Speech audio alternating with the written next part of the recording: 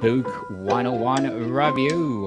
Book 101 is all about the books that I read for the last 40 years. And today I have my special guest. He is the author of the book Inspiring Woman Today, no other than Mr. Rodney Miles. Welcome to Book 101, Mr. Rodney, and can you please introduce more about yourself? Absolutely. Thanks so much for having me here. Thank you very much for the invite. I really appreciate it. And getting to meet your audience. Um, well, I am 55. When I was 40, uh, the world changed. The real estate market exploded in Florida and everywhere, and I had to start over. So it was a real opportunity to kind of figure out what I should do in life. And I started writing and had always wanted to, actually. It was what I really was meant to do, write books. But I liked the publishing, I liked all aspects of it, actually. Writing, editing, cover design, every aspect of it. And knew at 40 that that's how I'm going to spend the rest of my life. I actually went back to college at 40, started freelancing at 40, and 15 years later, have no regrets at all. And I'm looking forward to finishing my life out doing what I do, except I want to write more books. Um, Inspiring Women Today came about midway, maybe even 6 years ago or so. I'd have to check, but it was a project that kind of suggested itself early on. I was raised by a single mom. Um, I don't know. I've always had a good relationship with women, my wife, my daughter. And I found after a few years of helping authors publish books, helping them write and publish books, that I was meeting a lot of interesting women. A lot of the women in this volume come from that. A lot of them. There are 16 women who I feature stories of, little mini biographies of, little partial memoirs of in the book. Plus, Chris Radish was very kind to do the forward. She's a best-selling author and writes on women's issues, actually. So it really was a passion piece. I'm still extremely proud of it, which hopefully everyone is once they publish a book, even years later. And it came together as a compilation project. It just seemed like a natural idea to feature some of these different women's stories in a single volume, thinking that this could end up on some person's nightstand. Uh, and at any given moment, sometimes they say you're going through something in life and a book will fall off the shelf and crack open to a certain page. And I kind of felt like that's what the book could potentially be, because there's a story in there for many different things that not just women, but any person may go through. So I'm very proud of it. Thanks for inviting me to talk about it. Mr. Rodney Miles, thank you so much for empowering women all over the world.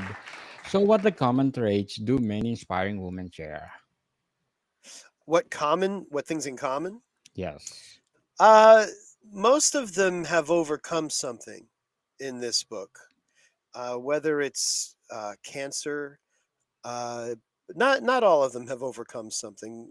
Some of them, one for example, um, Christina, who's still a good friend of mine, donated a kidney to a perfect stranger. She just ended up in a situation where she felt called to do it, and she went through with it, and saved somebody's life. That story is in there. Um, Another woman, Audrey, still a friend, um, was abandoned in Mexico by her narcissistic husband with her 4 children after he cleared out the bank account. And it's the final story in the book, and it talks about how what she went through. I think it's one of the. It's I think it's an invaluable story because even when writing that with her, and all these stories they wrote, I was their muse. I tried very hard uh, it's raw writing in the sense that I didn't embellish. Didn't I wanted it to feel like you were sitting across a table from any one of these women, and they were telling you their own story in their own voice in the first person, and I'm very happy with the results. So, uh, yeah, incredible. Erin Mahoney launched a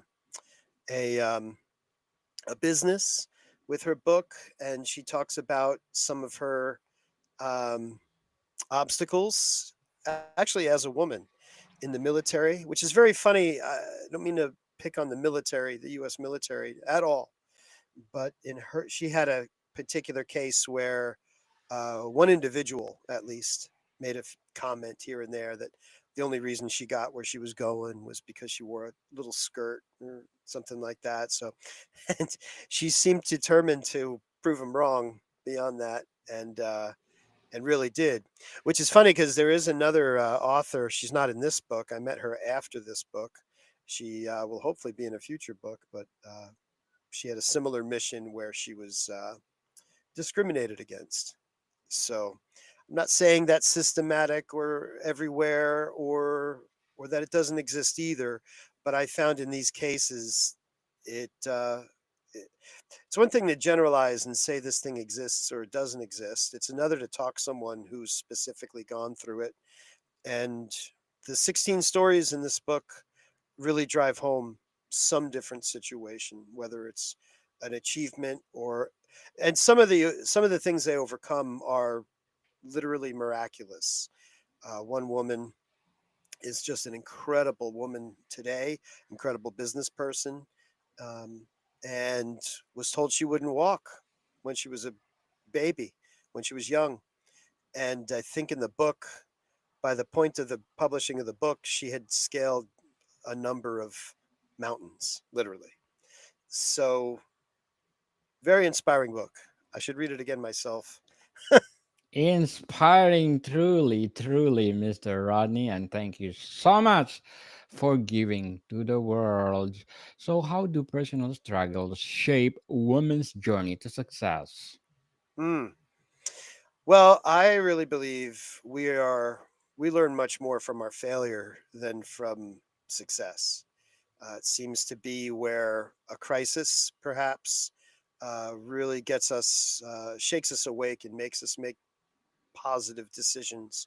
Hopefully, I've seen through my life that doesn't happen for everybody, um, but I think that is. I mean, it's very analogous to alchemy in the sense that, or the creating a diamond with pressure, or how you harden steel, how you burn the impurities out of something. Um, we're really defined by the decisions we make coming out of a crisis very often, whether it's our own or we see somebody else's crisis that can play a part too. Successes are vital, of course, and Vital, yes. right, the True. goal, but uh, but the things they've overcome. And what I had two main hopes for this book. One was that someone would see someone else go through what they might be going through, and that alone gets you a long way. You realize you're not alone, and you see somebody else not only survived but thrived through some situation. The other thing I really hoped to achieve was contributing to a, a state of transparency in the world to any degree. There are cases, at least one that I recall in the book, about sexual abuse, and that can be. I've since met countless other people who've suffered sexual abuse or even sexual human trafficking. And what's very fascinating is how something so incomprehensible, so unsurvivable seemingly, uh, can affect people differently. Many will, some will stand up and announce it and share it and make it their mission to eradicate it. Many don't want to talk about it. Many, understandably, many want to put it behind them, not relive it, not address it. And I've come to appreciate both. In particular, though, with this book, if someone's willing, that was the one. There were only one or two criteria to be in this book. One was that I found you inspiring, and the other was that you were willing to be candid about whatever it is you wanted to discuss. And all of these women were very brave, uh, and very giving to be in this book. I On the final thought on the transparency thing, I really became convinced that it was the cure for a lot of this. That sunlight uh, uh, would cure things. Sunlight, when a perpetrator has to think twice about doing something, for example, saying something, abusing someone, taking advantage of someone, they do it because they think they can get away with it very often. And my hope was that by contributing to a sense of transparency that we could fight against that. So, Mr. Rodney, how does the stories empower the next generation of women? Mm. Well, I really think there's just about a situation in this book for everybody. So if whatever you're going through, financial failure, there's a chapter in there. One woman was close to suicide, uh, sexual abuse, or if it's just a positive overcoming, doing something uh, terribly giving. Um, every chapter I find inspiring in not just one, but usually several ways. And these really are women who have stood up and survived something or pushed ahead. When you when you see other examples of that in the world, and the other part of it is these aren't celebrities. There's some very well-known people in there, very accomplished people in there. But in general, these are people who you rub elbows with. These are business owners, your neighbor, your aunt, your sister, and that's the idea as well. It wasn't a celebrity-focused book, so no matter where you are, literally in the world, literally in your life, this covers a lot of ages. There's women in there from the United States, Australia, Africa. Stella's story is an incredible story in there from Uganda. Um, there's something I think for most people. I wasn't trying necessarily to write a book for everybody, so to speak, but if you want to find some inspiration in these very survivor type women, proud of all of them and grateful that they shared their stories. And I think there's something in there for everybody. I think it's one of those books where it could just literally fall off the shelf and open up, and that might be what you're looking for. Certainly. So, Mr. Rodney, let's talk about overcoming challenges. How do women break through societal expectations to achieve their dreams?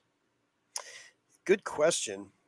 I think that's often a surprise to people, that you really don't know how you'll react or act until in a particular situation.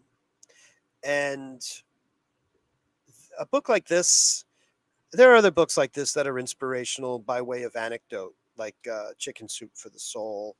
There are a number of other women's books that focus on women. But when you're confronted with a situation, you're forced to decide. Sometimes you find a resolve you didn't know you had. It's kind of maybe it's a cliche to say it's like the mom who lifts a car off her child. Just performs a miracle because it has to be done. A lot of us will find that in times of crisis. Now, a way to kind of cheat that, I think, is to read a story about someone like you who did it. It changes your paradigm, it changes your perspective, and it can be done. That goes a very, very long way. There are very few leaders, true leaders in the world, and very often a movement won't start until a leader stands up and takes a few slings and arrows first. And the next stage or phase of people to stand up is often inspired by that. So I think this kind of inspiration can be spread to a degree without you having to go through a personal crisis. It also adds to your catalog of information, your personal catalog of information. So when something does arise, you've sort of already considered it in a way, if you think about it. Uh, and that's part of the magic of an inspirational book. It's part of the magic of books in general. We retain the things that we expose ourselves to, for better or worse. Beautifully articulated, Mr. Ronnie. Very well said. So, what will be your advice for those women out there who want to be empowered through this book? Mm. Well, of course, read it. Um, take your time and read it. Uh, it's a book you can read. It's designed to be read as if you're having coffee with one of these women, or sitting at a couch, or on the phone or something. It's meant to be. It's written for one person. Put it that way. So, other than that, I guess my general belief and advice is has to do with what a valuable role books in general can play. I wrote another book about self-publishing, and it got me to really consider why books. You know, how are books different? Um, do books still exist? Will they continue to exist? And part of the thing with books that makes them special is it's not all laid out for you like in a movie. It is incredibly cheap to get a powerful dose of information from somebody of your choosing. And you can take your time and spend it with a book, which will ignite your imagination versus watching a movie or having something displayed for you, which I would consider more entertainment. And now there's not to knock documentary or nonfiction film at all, but there's something very unique about a book. I personally have found solace and refuge and answers and uh, ex- expansion through books. Uh, you get to pick and choose who you're going to spend 3 to 6 hours with at your pace. What I like to do, if you are looking for something like this, if you are looking for some inspiration, I think a handy little tactic that I use is I'll get tipped off, or I have an idea that I want to find out about something, and I'll go on Amazon. I'll go to the library, my local librarian. I drive them crazy because I'll check out like 6 books on a subject and take them home and go through them and end up with one or two that I really want to read. And I think that's worth doing instead of just grabbing a book because it's popular or something. You can give them a little bit of a mini test run before you commit to spending some of your valuable time with it. But it's to be had in books. Certainly. So, Mr. Rodney, what will be your short term and long term goals in writing? That's a really good question. Thank you, because I am shifting. For 15 years, I've been book production. So I've been a ghostwriter, I've been a collaborator at all phases of book production, from concept to writing, editing, design, publishing. And in the recent years, focused more on marketing, promotion, platform building. It's been a wonderful, wonderful career. Part of my day now is spent finding the marketing techniques that work best for me in my own books. And the beauty is, everything I've learned these last 15 years now helped me as an author. And everything I'm learning as an author on selling and marketing and building a platform is useful with my clients. So I still keep clients, but as far as long and short term goals, inspiring women is one of them. I have 4 series of books that I want to continue with. And as far as I know, the rest of my life, I might be happy just extending those 4 series. One of those is inspiring women. Certainly. Good luck to your goals, Mr. Rodney, and thank you for your advice. So let's talk about diversity and representation. I read the book of Miss Kare Cooney, When Women Ruled the World, Six Queens of Egypt. In the Egyptian times, women ruled. Why in the 21st century it's hard to women it's hard for the woman to rule the world?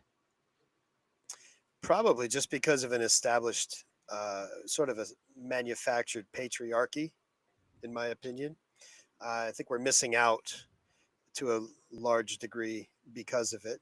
I don't know that I thought much about that until it's probably the movie The Da Vinci Code, Yes. where that's kind of laid out how one theory as to how that may have been set up that way. Um, Men and women have unique natural things to contribute, and in many ways, women may be better leaders than men. I don't believe in forcefully, quotas, or I really believe it should be merit based. But I'm also completely sure that when you do take a purely merit based approach, it'll shake out pretty fairly anyway. Women tend to be more diplomatic, for example, without getting into making too many positive generalities. Um, True. it's true, but a to taint the idea of who you listen to or who you'll follow um, by gender is a mistake in the first place, anyway. Certainly. So, inspiring women today, how do these stories highlight the diversity of women's experiences? Mm. In one way, the type of overcoming they've done, um, whether it's a physical ailment or an illness, life tragedy, a depression, really touches on a lot of that. Now that I think about it, in fact, even Stella Samaka's story from Africa, she, I guess the a commonality might be they all at some point pulled their, uh, pulled themselves up by their bootstraps and became very proactive. And I touch on other things in there as well. Like in my introduction, I talk about some of the special things my mom did for me when I had different crisis, and it covers a lot of ground like that as far as what they went through, how they overcome, who they are, where they're from. There's a lot of different nationalities in there too, so it's pretty diverse in that subject. As a matter of fact, you've got the cover there on the screen. That's that was intentional to be sort of ethnically dubious.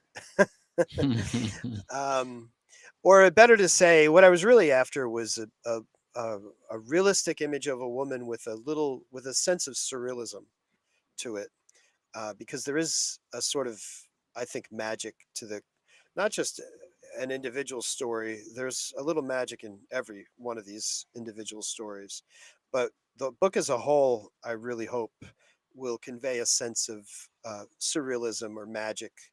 And that photo, it's become famous since, not just from my book, but it's really an incredibly uh, taken image.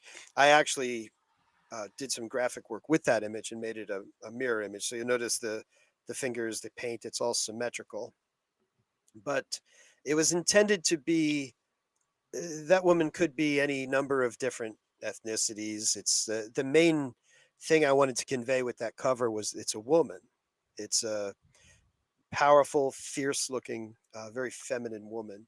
And I think it's a very beautiful woman and a beautiful cover. It's one of my favorite covers that I've ever designed as well. Totally agree, Mr. Ronnie. Beautiful. So, before we wrap up or sum up our discussion for today, I'm inviting you to please do listen to my other podcast, Food 101, in fifth season. People, fifth season with Chef Alessandro, one specialty chef in one of the five-star hotel in downtown Toronto. Please do listen to our latest episode. We are reading our letter senders all over the world. So, Mr. Rodney, how can we all do support and celebrate the achievements of women today? Good question. Well, it's funny you say that. This book was launched on March 8th, Oh, several years ago, which is International Women's Day. It worked out really well to release it on that day. So we uh, uh, we have ceremonies and we have things that we can observe. Um, I think setting gender aside is going to take us very far. So we're not necessarily. We have. I do believe we have natural. We clearly have different natural abilities, different natural gifts that should be honored, treasured as sacred, not necessarily um, denied. But that said, it really does come down to merit. So when you put gender aside and just base everything on merit, I think women will probably will certainly uh, bubble to the top in many fields, in many areas where there still exists sort of an expectation of a male or a patriarchy. Um, so I really believe that, and that's not a new idea, by the way. It's a very ancient idea.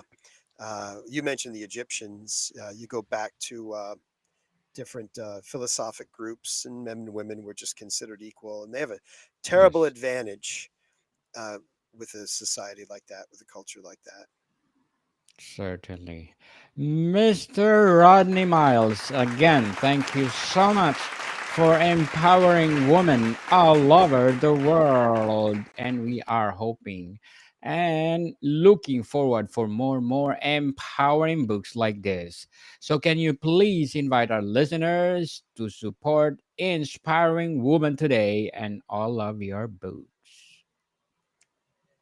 Yes, please. Thank you so much. Yes. So where they can buy your books, Mr. Rodney? Inspiring Women's available everywhere on Amazon, Barnes and Noble.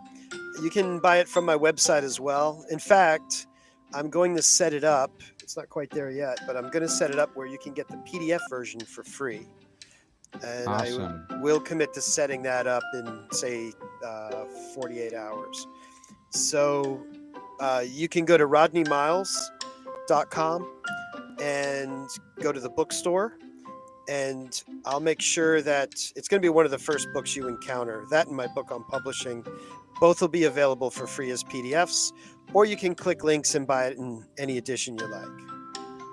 Yes, people, let's support Mr. Rodney Miles because if you support him, more empowering woman books to come. That's right. So, Mr. Rodney, thank you for your time. Thank you, Daniel. Thank you very much. More to come, people. See you soon.